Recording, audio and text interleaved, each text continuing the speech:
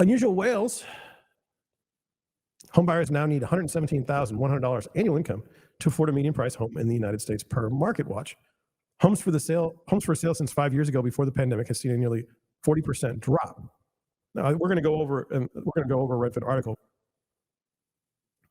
It says this one fellow writes, the median household income in America is $70,784. The middle and lower class have gotten screwed over the last few years. No investments to capture price appreciation. Wages slightly increased. Cost of living skyrocketed.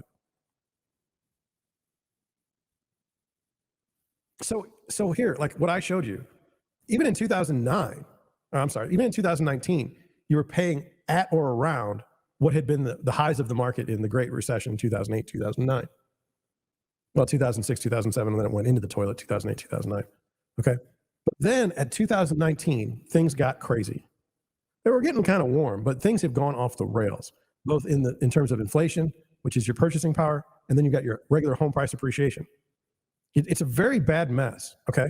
And I don't know how to fix it. Smarter people than I might be able to.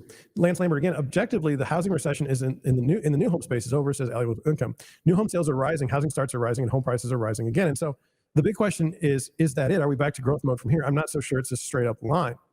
There are still broader economic concerns that could impact housing demand, including potential turmoil following the Federal Reserve's restrictive policy, a significant pullback in consumer spending, or even the fallout from the commercial real estate sector. We are watching closely to see if there's a double dip recession in housing, or if demographic supported demand is enough to withstand wider issues. Now, look,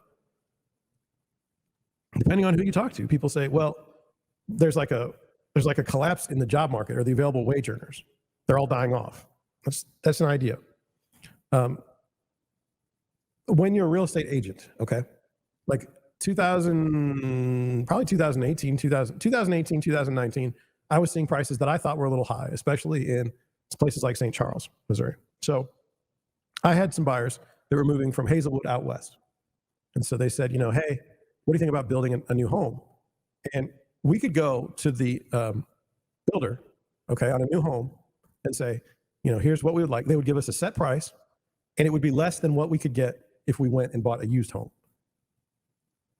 Now, to me, that's a no-brainer. In that situation, you buy the new home. It's cheaper, okay? It's newer.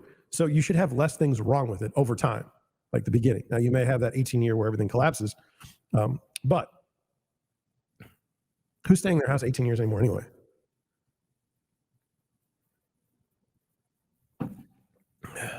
So do you see what I'm saying? Like, we're seeing these stories where it's like housing market is stable, new housing market is doing just fine, it's no longer a recession. It's just like, what is really going on though? When I go to help a buyer buy a home, I'm still having to write an offer that I'm uncomfortable with.